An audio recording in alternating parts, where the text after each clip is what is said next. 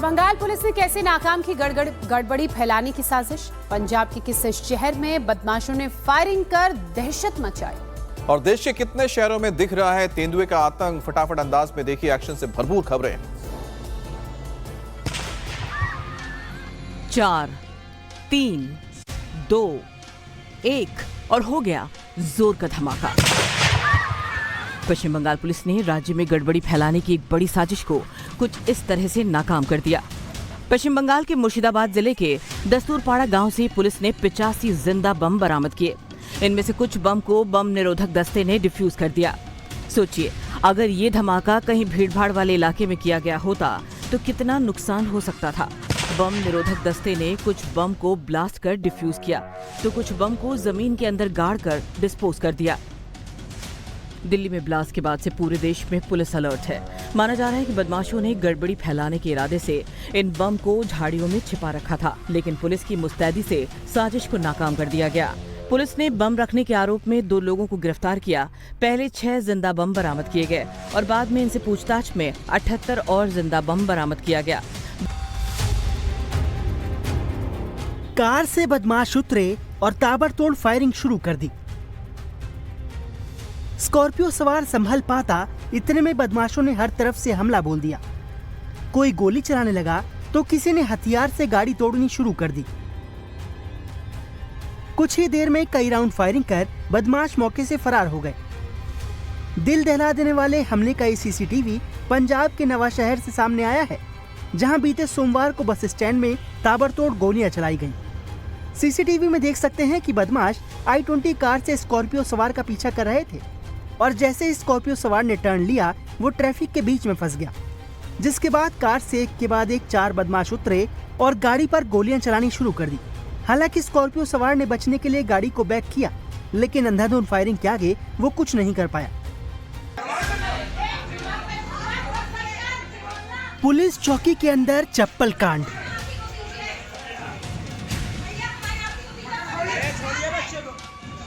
Police चौकी के बाहर चप्पल वार।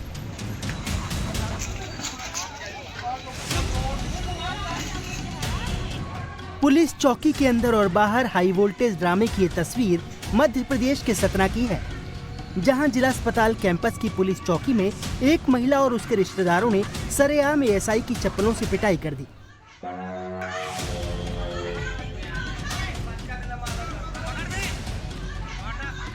चौकी के अंदर जिस एएसआई की पिटाई हो रही है वो कोई और नहीं बल्कि महिला का पति है। पत्नी ने एएसआई पति को दूसरी महिला के साथ रंगे हाथों पकड़ लिया था, जिसके बाद चौकी में ही हंगामा शुरू हो गया। चौकी के बाहर पुलिस वाले की पिटाई हो रही थी और दूसरे पुलिस वाले पहले तो तमाशबीन बने रहे, फिर वॉकी टॉकी पर मारपीट की सूचना लोकल थाने को दी गई। गुरुवार को यह हंगामा तब हुआ जब महिला ने अपने पुलिसकर्मी पति को दूसरी महिला के साथ देख लिया, जिसके बाद पति पर धोखा देने का आरोप लगाते हुए उसकी पिटाई करनी शुरू कर दी। पिटाई करने वालों में महिला के रिश्तेदार भी शामिल थे।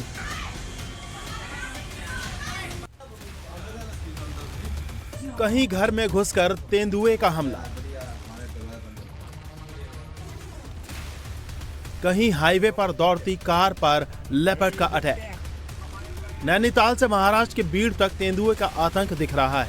जहां नैनीताल में थाने में घुसे तेंदुए ने डॉग को शिकार बना दिया, तो बीड़ में तेंदुए ने हाईवे पर जा रही एक कार पर हमला करने की कोशिश की।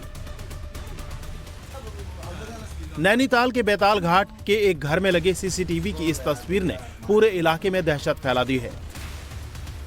गुरुवार देर रात एक तेंदुआ सीधे बैताल घाट थाने के कैंपस में घुस गया और वहां मौजूद एक कुत्ते को अपने मजबूत जबड़े में दबोचकर जंगल की ओर ले भागा। देखिए, रात करीब 2 बजे जैसे ही तेंदुआ थाने के अंदर घुसा तो उसका सामना एक डॉग से हो गया। डॉग ने तेंदुए पर हमला करने की कोशिश की, लेकिन उससे पहले ही तेंदुए ने डॉग को अपने जबड़े में जकड़ लिया और पलक झपकते ही उसे थाने के बाहर लेकर भाग गया। घटना के समय थाने में मौजूद पुलिसकर्मी भी तेंदुए को देखकर दहशत में आ गए और फिर वन विभाग को इसकी जानकारी दी। तेंदुए के आतंक की अगली तस्वीर महाराष्ट्र के बीड़ की है, जहां राष्ट्रीय राजमार्ग पर एक तेंदुआ चहलकदमी करते दिखा। एक बार तो ये तेंदुआ हाईवे के किनारे झाड़ियों के अंदर चला गया, लेकिन अगले ही पल वो फिर बाहर निकला और वहां से गुजर रही एक कार पर हमला करने की कोशिश की। तेंदुए के हमले की यह तस्वीर पीछे चल रही एक कार के ड्राइवर ने अपने कैमरे में कैद कर ली। तेंदुए के देखे जाने के बाद इस हाईवे से गुजरने वाले लोगों को, खासकर 2 पहिया से जाने वाले लोगों को अलर्ट रहने की अपील की गई है। आपने चुनावों में बाहुबली नेताओं के बड़े बड़े काफिले देखे होंगे, लेकिन अपने टीवी स्क्रीन पर आप जो काफिला देख रहे हैं वो किसी बाहुबली नेता का चुनावी काफिला नहीं, बल्कि एक काले कोट वाले वकीलों का चुनावी काफिला है।